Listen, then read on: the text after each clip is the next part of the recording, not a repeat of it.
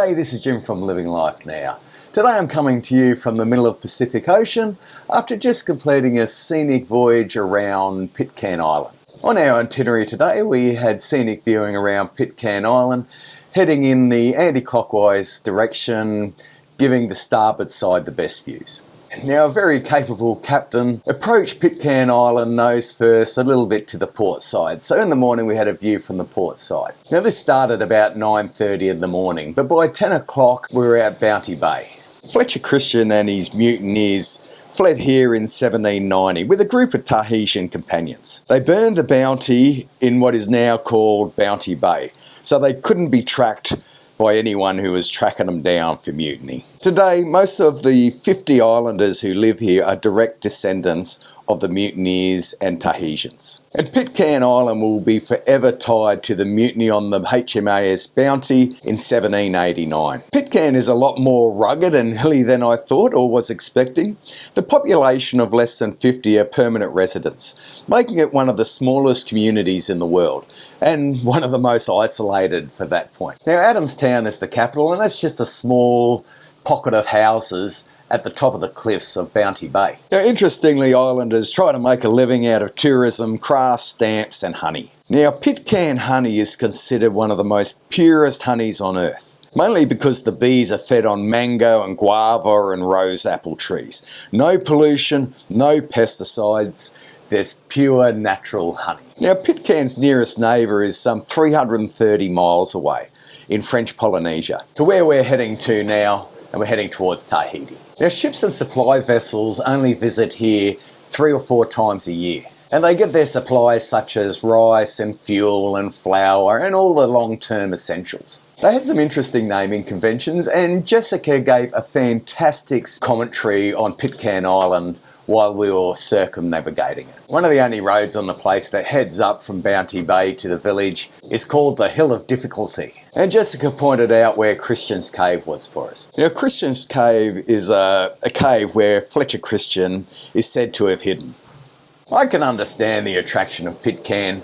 It's got high cliffs and lush vegetation, tropical fruit trees, and it's got a rugged volcanic terrain. Now, I'm going to go into the dark history of Pitcairn Island that shaped the people and the island forever. In April 1789, Fletcher Christian and a fellow crewmen mutiny against Captain William Bligh.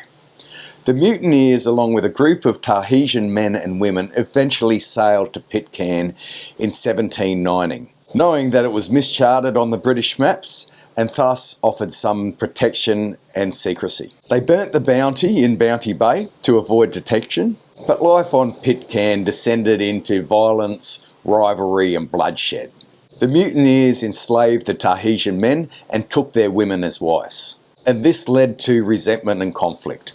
Between 1790 and the 1800, jealousy, power struggles and violent revenge killings wiped out nearly all the original mutineers. By 1800, only John Adams remained alive of the original mutineers, alongside a handful of women and children. Alcohol made matters worse, as it quite often does, and mutineer Matthew Quintal distilled a lethal homemade rum, sparking further violence. In less than 10 years, the majority of the men had died violently. Now, after these very dark years, John Adams took a new role as leader and spiritual guide. He turned to an old Bible from the Bounty, and he started raising the children with Christian values.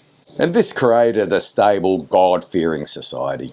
Now, in 1808, it was rediscovered by an American ship, and at this stage, it just seemed like a peaceful Christian settlement. Adams was eventually pardoned by Britain, and the island gained fame as a kind of utopia. For much of the 19th century, Pitcairn was romanticised as a paradise born from sin and redemption. Overpopulation became a problem on this tiny island, and it's because it's just 2 square miles. In 1856, the British relocated an entire population to Norfolk Island. Pitcairn will always be linked to the Bounty, and beneath the myth lies a dark saga of violence, enslavement, alcoholism, abuse and moral collapse. But the community has survived centuries in isolation, and the population to this date still grapple with the shadows of the past. Anyway, I hope you enjoyed this footage. It was a magical, serene, cruising scenic day, and we enjoyed it thoroughly. as well as Jessica's commentary from the bridge, which gave us the fun facts and all the information that just brought the place alive. Anyway, if you like this, give it a thumbs up, and yeah, we'll catch you next time.